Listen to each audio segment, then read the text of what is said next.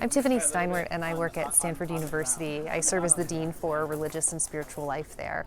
And our mission is really to help students think about life's most important questions, to ask questions about who they are and who they seek to become for the sake of the world. So an inner reflection for outward action.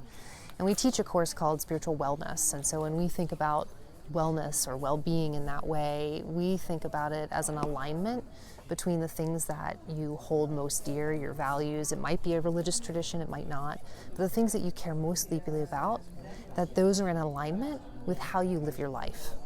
And oftentimes when you're unwell or spiritually unwell or experiencing dis-ease, right, it's because who you think you are or who you want to be is not lining up with how you're showing up in the world. And that's, what we try to help students to think about is that that's no fault of your own, really. We live in a culture and a society in which we are asked to do many things, and there are lots of expectations put upon us, and we are in a kind of finite, limited state.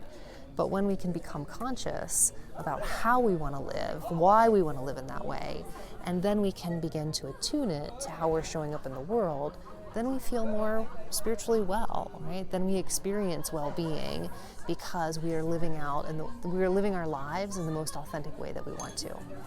But the problem is that once you get into alignment, it gets shifted immediately, right? So it's not about this final state where you reach like wellness or well-being, but it's a constant process of like figuring out in all of these different spaces and places when you're feeling out of alignment, and then practices and skills to bring those back in alignment.